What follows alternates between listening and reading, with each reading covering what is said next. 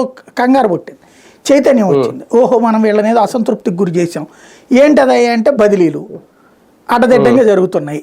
కాబట్టి ఇప్పుడు బదిలీల్ని ఒక స్ట్రీమ్ లైన్ చేయడం అంటే వాళ్ళు ఎన్నికల్లో తమ కోపాన్ని చూపించిన దానితో వాళ్ళని సంతృప్తి పరిచే చర్యలకు ఇప్పుడు ప్రభుత్వం దిగుతోంది. అంటే టీచర్లు ఓ రకంగా బుద్ధి చెప్పారు లేదా వాళ్ళ అవసరం విషయంలో ప్రభుత్వానికి ఒక షాక్ ఇచ్చారు అని చెప్పుకోవాలి. అంతే. ఒక రకంగా గెలుపు ఓటములకు సంబంధించి సార్ ఎమ్మెల్యేల క్రెడిట్ గా చూడాలా? ఇక్కడ చాలా కష్టపడ్డారు ఎమ్మెల్యేలు, మంత్రులు, మొత్తం వాళ్ళందరినీ కోఆర్డినేట్ చేసే విషయంలో చాలా జాగ్రత్తలు తీసుకున్నారు చంద్రబాబు నాయుడు గారు అనేది ఎవరికి దక్కుతుంది ఆ క్రెడిట్? లోకేష్కి దక్కుతుంది. ఎందుకంటే చంద్రబాబు గారు గెస్ట్ లెక్చర్ ఇచ్చారు, లోకేష్ రెగ్యులర్ మానిటర్ చేశారు.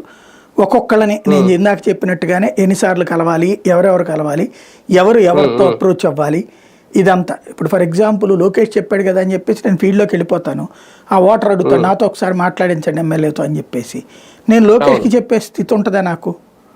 నేను ఫోన్ చేస్తే కనుక లోకేష్ దగ్గర ఉన్న పిఏ పొరబాబు అంటాడు. కాబట్టి అట్లాంటప్పుడు ఏం చేయాలి?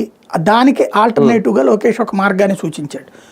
సో ఆలపాటి రాజా పైన సో వాళ్ళు చూస్తారు, లేదా జీవి ఆంజనేయులు చూస్తారు, ఇట్లాగా ఒక సిస్టమ్ని ప్రిపేర్ చేశారు. ఆ సిస్టంలో ఎమ్మెల్యేని ఫైనల్ చేశారు. అంటే నువ్వు కార్పొరేటర్ వెళ్ళాలా, కౌన్సిలర్